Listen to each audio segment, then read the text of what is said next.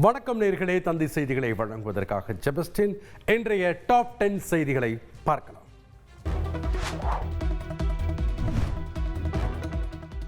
Trinidad டொபேகோ நாட்டிற்கு சென்ற பிரதமர் மோடிக்கு the order of the republic of Trinidad Tobago என்ற உயரிய விருது வழங்கி கௌரவிக்கப்பட்டுள்ளது. அந்நாட்டின் அதிபர் கிறிஸ்டைன் கங்காலு பிரதமர் மோடிக்கு விருதை அணிவித்து பாராட்டினார். Is now being awarded to the Honorable Shri Narendra Modi, Prime Minister of the Republic of India.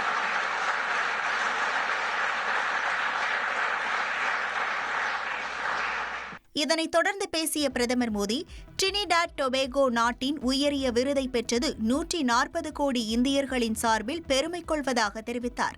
180 ஆண்டுகளுக்கு முன்பு டிரினிடாட் டொபேகோ நாட்டிற்கு வந்த இந்தியர்கள் இரு நாட்டுக்கும் இடையேயான நட்புக்கு அடித்தளமிட்டதாக பிரதமர் மோடி கூறினார். மேலும் படைக்குடி கூழ் அமைச்சு என்ற திருக்குறளை சுட்டிக்காட்டி பேசிய பிரதமர் மோடி, அரசின் சிறப்புகளை 1000 ஆண்டுகளுக்கு முன்பே திருவள்ளுவர் எடுத்துரைத்துள்ளதாக பெருமிதம் தெரிவித்தார். तमिलनाडु से थे। हजारों वर्ष पहले संत तिरुवल्लुवर ने कहा था, पड़ई कुड़ी कुळमैचु नटपरण आड़ू उडेयान अरसरुड़ एरू, यानी मजबूत देशों के पास 6 चीजें होनी चाहिए.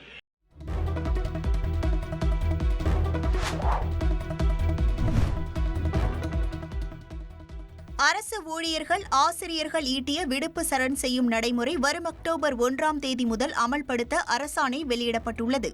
கொரோனா பெருந்தொற்று காலத்தில் அரசு நிதிநிலையில் ஏற்பட்ட பெரும் சுமையால் அரசு ஊழியர்கள் ஈட்டிய விடுப்பு சரண் செய்யும் நடைமுறை நிறுத்தி வைக்கப்பட்டிருந்தது. இந்த நிலையில் ஈட்டிய விடுப்பை 15 நாட்கள் வரை சரண் செய்து பணபலன் பெறும் வகையில் 2026 ஏப்ரல் 1ஆம் தேதி முதல் இந்த நடைமுறையை மீண்டும் செயல்படுத்த 2025-26ஆம் ஆண்டுக்கான பட்ஜெட்டில் அறிவிக்கப்பட்டது. ஆனால் நிகழ்வாண்டிலேயே இதை அமல்படுத்த வேண்டும் என கோரிக்கை எழுந்தது.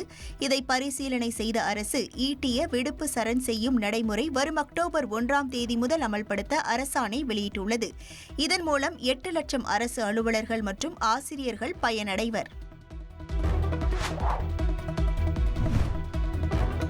வருகிற 30ஆம் தேதிக்குள் கை விரல் ரேகை பதியாத ரேஷன் அட்டைகள் செல்லாது என வெளியான தகவலுக்கு அரசின் தகவல் சரிபார்ப்பு குழு மறுப்பு தெரிவித்துள்ளது. இதுகுறித்து வெளியிடப்பட்டுள்ள விளக்க குறிப்பில் AAY மற்றும் PHH குடும்ப அட்டைதாரர்கள் கட்டாயமாக அனைத்து குடும்ப உறுப்பினர்களின் கை விரல் ரேகையை பதிவு செய்வது அவசியம் என்றும் அதற்கான கடைசி தேதி வரையறுக்கப்படவில்லை என்றும் தெரிவித்துள்ளது. மேலும் சமூக வலைதளங்கள் மூலம் பரப்பப்படும் வதந்திகளை யாரும் நம்ப வேண்டாம் எனவும் கேட்டுக்கொண்டுள்ளது. பாஜக திமுகவுடன் கூட்டணி இல்லை என தவேக தலைவர் விஜய் திட்டவட்டமாக அறிவித்துள்ளார். சென்னை பனையூரில் நடைபெற்ற செயற்குழு கூட்டத்தில் தவேக தலைமையில்தான் கூட்டணி அமையும் என முக்கிய தீர்மானம் நிறைவேற்றப்பட்டது. கொள்கை எதிரிகள் மற்றும் பிளவுவாத சக்திகளுடன் என்றைக்கும் நேரடியாகவோ மறைமுகமாகவோ கூட்டணி இல்லை.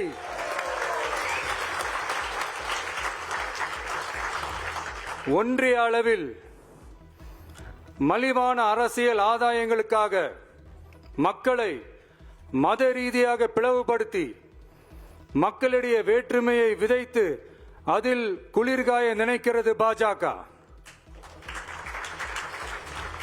அவர்களின் இந்த விஷமத்தனமான வேலைகள் வேறு எங்கு வேண்டுமானாலும் எடுபடலாம், ஆனால் தமிழகத்தில் ஒருபோதும் எடுபடாது. இங்கு தந்தை பெரியாரை அவமதித்தோ அறிஞர் அண்ணாவை அவதூறுக்கு உள்ளாக்கியோ அல்லது தமிழ்நாட்டின் மதிப்பிற்குரிய தலைவர்களை வைத்தோ அரசியல் செய்ய நினைத்தால் அதில் பாஜக ஒருபோதும் வெற்றி பெறவே இயலாது. சுயநல அரசியல் லாபங்களுக்காக பாஜகவுடன் கூடி குழைந்து கூட்டணி போக திமுகவோ அதிமுகவோ இல்லை. நம் தமிழக வெற்றிக் கழகம் தலைமையில் அமையும் கூட்டணி எப்போதும் திமுக மற்றும் பாஜகவுக்கு எதிரானதாகத்தான் இருக்கும் என்பதையும் அதில் சமரசம் என்ற பேச்சுக்கே இடமில்லை என்பதையும் உறுதிப்பட செயற்குழு வாயிலாக தெரிவித்துக் கொள்கிறோம்.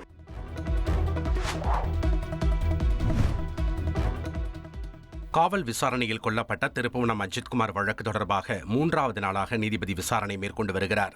அதன்படி அஜித்குமாரை ஆட்டோவில் தூக்கிச் சென்று மருத்துவமனையில் அனுமதித்த ஓட்டுநர், அஜித்குமார் மரணத்தை முதலில் உறுதி செய்த திருப்புவனம் மருத்துவர் கார்த்திகேயன், உடற்கூராய்வு செய்த மதுரை அரசு மருத்துவமனை மருத்துவர் சதாசிவம், ஏஞ்சல் உள்ளிட்டோரிடம் விசாரணை நடத்தினார். மேலும் இடைக்கால பிரேத பரிசோதனையில் அஜித்குமாருக்கு ஏற்பட்ட காயம் குறித்து கேட்டறிந்த நீதிபதி, காவல் நிலையத்தில் அன்றைய தினம் பணிபுரிந்த 3 காவலர்களிடம் விசாரணை நடத்துவார் என எதிர்பார்க்கப்படுகிறது.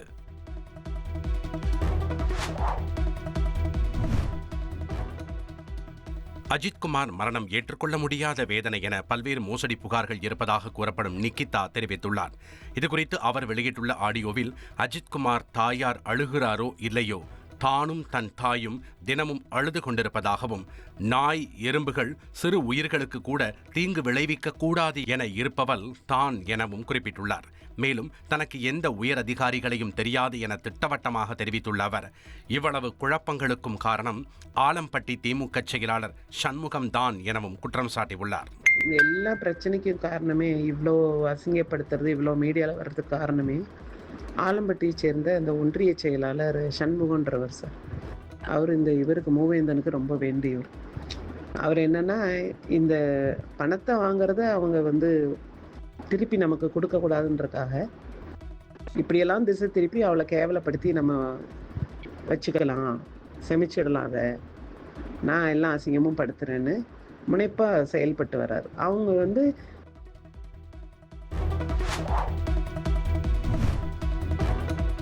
நெல்லை மகேந்திரகிரி இஸ்ரோ மையத்தில் மனிதனை விண்ணிற்கு அனுப்பும் ககன்யான் திட்டத்திற்கு 130 வினாடிகள் நடைபெற்ற SMSTM மாடுல் என்ஜினின் 4ஆம் கட்ட சோதனை வெற்றி பெற்றதாக இஸ்ரோ தெரிவித்துள்ளது. இதனால் இஸ்ரோ விஞ்ஞானிகள் மகிழ்ச்சியடைந்துள்ளனர். பணக்குடி அருகே உள்ள காவல் கிணறில் மகேந்திரகிரி இஸ்ரோ மையம் செயல்பட்டு வருகிறது. இந்த மையத்திலிருந்து விண்வெளிக்கு மனிதர்களை அனுப்பும் ககன்யான் திட்டத்தின் விண்ணில் செலுத்தப்பட இருக்கும் என்ஜின்கள் சோதனைக்கு உட்படுத்தப்பட்டு வருகின்றது.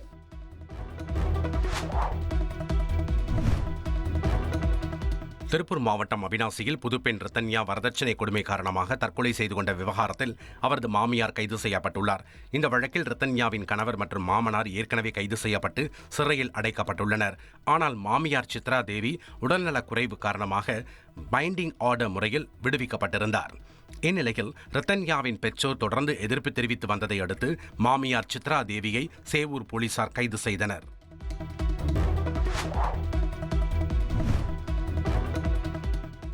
மதுரை மாவட்டம் மேலூர் அருகே காதலனை தனிமையில் சந்தித்த இளம் பெண்ணை கூட்டுப்பாலியல் வன்கொடுமை செய்ய உதவிய காதலன் உள்பட 3 பேரை போலீசார் கைது செய்தனர்.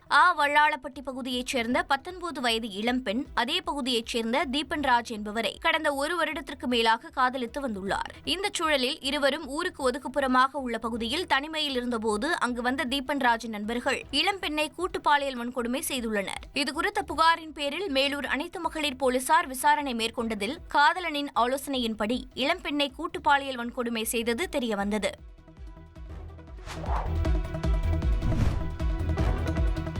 கேரள மாநிலத்தில் உள்ள கோழிக்கோடு, மலப்புரம், பாலக்காடு ஆகிய 3 மாவட்டங்களில் நிஃபா தொற்று பதிவாகியுள்ள நிலையில் சுகாதாரத்துறை சார்பாக எச்சரிக்கை விடுக்கப்பட்டுள்ளது. இதில் பாலக்காட்டைச் சேர்ந்த பெண் ஒருவருக்கும் மலப்புரத்தைச் சேர்ந்த மற்றொரு பெண்ணுக்கும் நிஃபா தொற்று உறுதியாகியுள்ளது.